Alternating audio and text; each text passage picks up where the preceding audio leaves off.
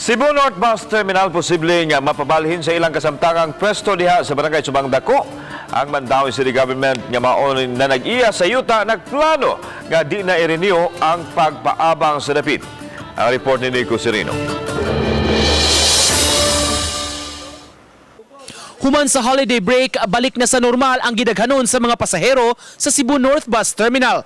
Daghan gihapon ang namauli, apan wa ra magdasok ang mga tao, itandi ni atong nag-angat ang adlaw sa Pasko ug bag-ong tuig. Karong 2020, mitumaw ang isyu sa terminal nga makaapekto sa iyang operasyon.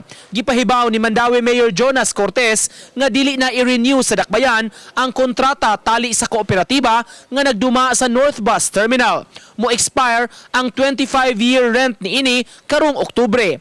Ang Mandawi mo'y na nag-iya sa yuta o giabangan sa Cebu City. It's a city-owned lot. Rent lang sila sa city. Yes, nya minimal na kayo para nako we have to make use ato nang gipadadaan og notice nga ato nang ikuan ang contract kay mo expire.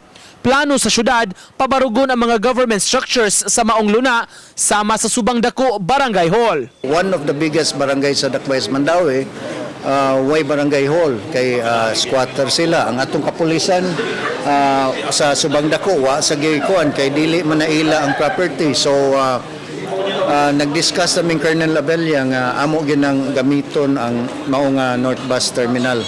Wa pa namo makuhaan sa iyang habig ang manager sa terminal kay wa kini sa iyang buhatan. Apan ang ubang mga bus operators nakadungog na sa plano sa dakbayan nga dili na i-renew ang kontrata. Wa sila masayod kung asa ibalhin ang terminal ug kung unsay mahitabo kung mahinayon kini. Mo na nakabati na yan na. Oh, mo bitay yon mi nga. Amot lang lisod sa kay para namo. Okay raman mi dire. Nara na ni Mayor. Sila may tagiyaan eh. Uban ni Clans Gabutin, Nico Sereno, Balitang Bisdak.